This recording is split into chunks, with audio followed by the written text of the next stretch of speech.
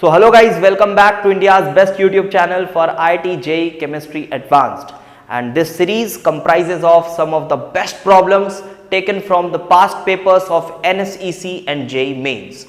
And the most important part of these videos is the in-depth conceptual explanation for each and every problem. And for that reason, you guys must watch the videos till end. And if you feel comfortable with these comparatively simple problems, you must go out of your comfort zone and try out our Real JEE Advanced question series, where you get tough but relevant problems of JEE Advanced Plus level. And I am 100% sure that if you follow this series followed by Real JEE Advanced question series, you will get a boost in your IIT JEE score, and this channel will ultimately increase competition among all IIT JEE aspirant across India.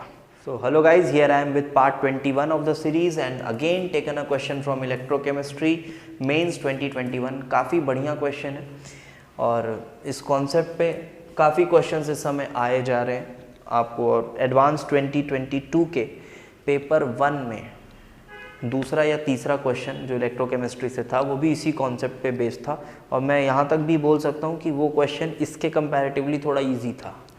ठीक है, कि कोई बहुत मुश्किल question नहीं है, but इसके comparatively वो क्वेश्चन थोड़ा हल्का था. तो अच्छा है क्वेश्चन, मेंस के पर्सपेक्टिव से तो बहुत अच्छा है, तो आप इसको कोशिश करें सॉल्व करने का. तो चलिए देखते हैं. सबसे पहले क्या है कि आपको इस रिएक्शन की चाहिए क्या, डेल्टा जी डिग्री की मैग्नीट्यूड. इस रिएक्शन के लिए आपको चाहिए डेल्टा जी डिग्री की मैग्नीट्यूड. तो डेल्टा जी डिग्री की मैग्नीट्यूड अगर चाहिए तो for that what you need is minus N F. Magnitude चाहिए तो माइनस को हटा देना बाद में, मैं सिर्फ वैल्यू बता रहा हूँ. Minus N F E degree cell. तो इस रिएक्शन की ई डिग्री आपको चाहिए.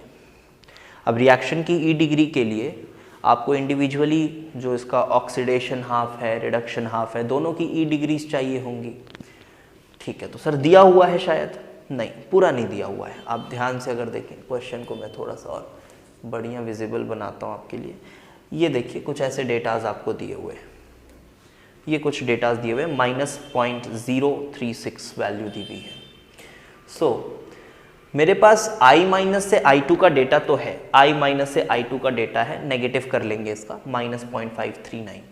लेकिन मेरे पास Fe3 प्लस से Fe2 प्लस का डेटा नहीं है. Fe3 प्लस से Fe2 प्लस का डेटा नहीं है. हाँ, 2 प्लस से Fe का है, 3 प्लस से Fe का है, ये 3 प्लस से Fe है. ठीक है, 3 प्लस से Fe का डेटा है, बट वो नहीं है. तो आपको, आई होप आपको आता होगा इसको कैसे निकाला जाता है, बट स्टिल फिर भी मैं आपको बता रहा हूँ. देखिए, सबसे पहले आपको रिएक्शन लिखना है. आपको चाहिए, आपका जो एम है वो क्या है, आपका एम है Fe+3 से Fe+2, और इसमें एक इलेक्ट्रॉन इन्वॉल्व है, तो इसका डेल्टा जी डिग्री जो होगा वो होगा -1f ई डिग्री सेल.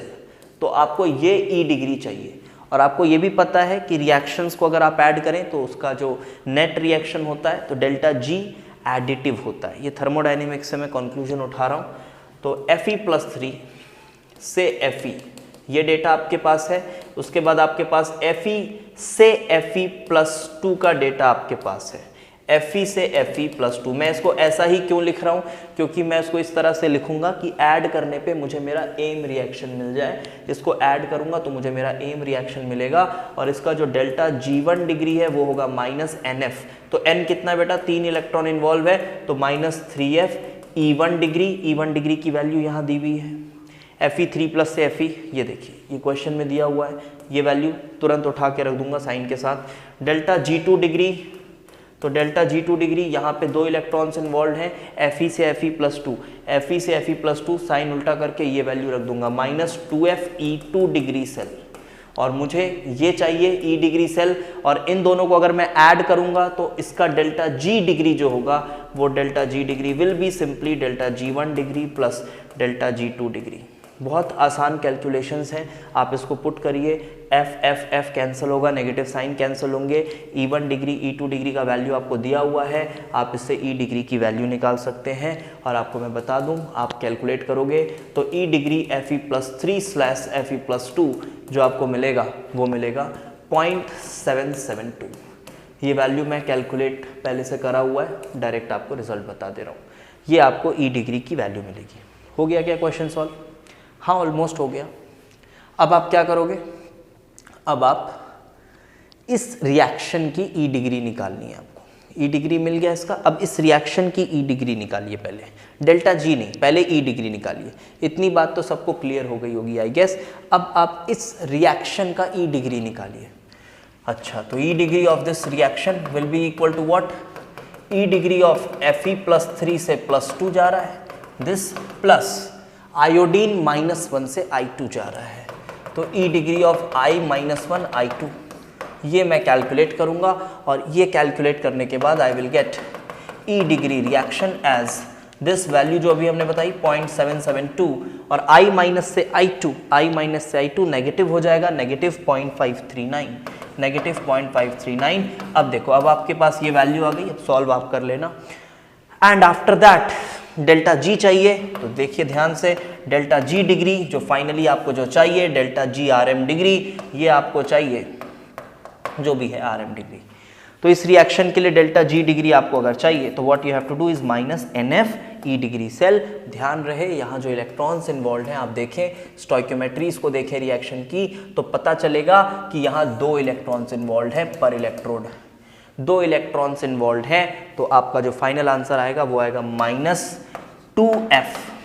F और F को 96500 यूज करने कहा है, 2F ई डिग्री, और ई डिग्री आप यहाँ से निकाल सकते हैं। ई डिग्री रिएक्शन आप ये वैल्यू डालिए, और इसके बाद इसका मैग्नीट्यूड लीजिए, मैग्नीट्यूड लीजिए, यू विल गेट, और फिर आपको आंसर को कन्वर्ट करना है किसमें, किलो जूल में, और फिर राउंड ऑफ करना है नियरेस्ट इंटीजर में। तो आई होप आपका आंसर 44.9 किलो जूल आया होगा, जिसको आपने राउंड ऑफ किया होगा 45 में।